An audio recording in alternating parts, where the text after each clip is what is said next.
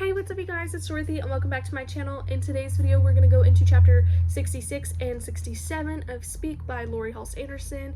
It's just because chapter 67 is a very short chapter, so I'm going to combine it with this video. That way it's not like a 50-second video on the next video. But anyways, let's get right into reading. This video may contain sensitive topics and foul language.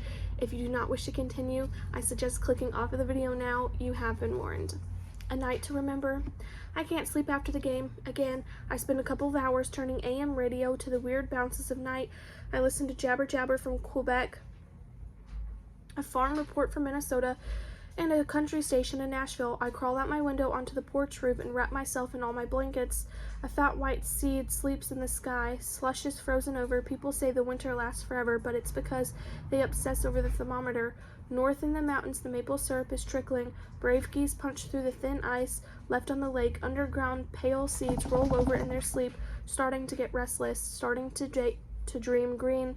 The moon looked closer back in August. Rachel got us to the end of summer party, a cheerleader party with beer and seniors and music. She blackmailed her brother, Jimmy, to drive us. We were all sleeping over at Rachel's house. Her mother thought Jimmy was taking us roller skating. If it was a farm a couple of miles from our development, the kegs were in the barn where the speakers were set up. Most people hung out at the edge of the lights. They looked like models and a blue jeans ad. Thin, thin, thin, big lips, big earrings, white smiles. I felt like such a little kid. Rachel found a way to fit in, of course. She knew a lot of people because of Jimmy. I tasted a beer. It was worse than cough medicine. I gulped it down. Another beer and one more. Then I worried I would throw up. I walked out of the crowd toward the woods. The moon shone on the leaves. I could see the lights like stars strung in the pines. Somebody giggled, hidden beyond the dark, quiet. Boy-girl whispers. I couldn't see them. A step behind me, a senior, and then he was talking to me, flirting with me. This gorgeous cover model guy. His hair was way better than mine. His every inch of tan muscle, and he had straight white teeth, flirting with me. Where was Rachel? She had to see this. Where did you come from? You were too beautiful to hide in the dark. Come dance with me. He took my hand and pulled me close to him. I breathed in cologne and beer and something I couldn't identify. I fit in against his body perfectly, my head level with his shoulder. I was a little dizzy. I laid my cheek on his chest. He wrapped one arm around my back. His other hand slid down to my butt. I thought it was a little rude, but my tongue was thick with beer and I couldn't figure out how to tell him to slow down. The music was sweet. This was what high school was supposed to feel like. Where was Rachel? She had to see this. He tilted my face up to his. He kissed me. Man kiss. Hard, sweet, and deep. It nearly knocked me off my feet, that kiss, and I thought for just a minute there that I had a boyfriend. I would start high school with a boyfriend older and stronger and ready to watch out for me. He kissed me again. His teeth ground hard against my lips. It was hard to breathe. A cloud cloaked the moon. Shadows looked like photo negatives.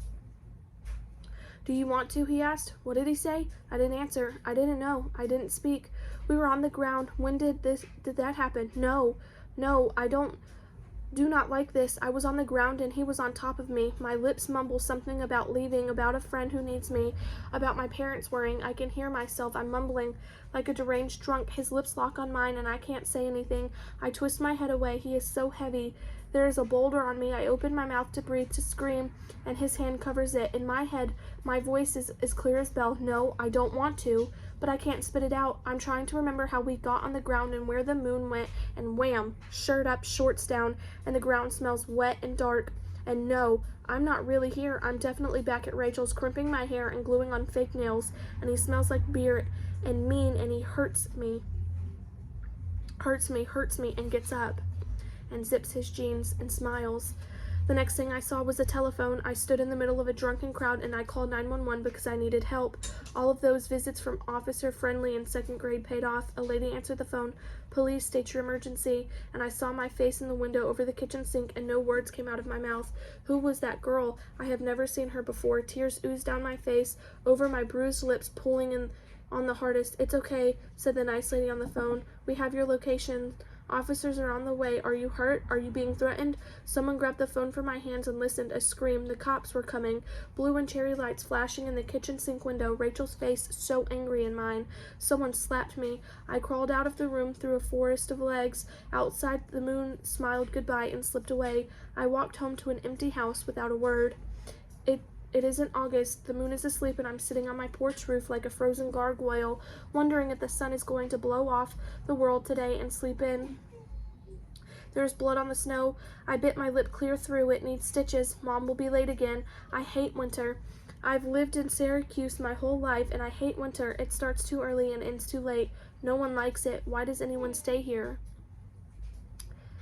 My report card: social life, F; social studies, F; Spanish, D; art, A; lunch, D; biology, D+; algebra, F; clothes, F; English, D+; gym, D.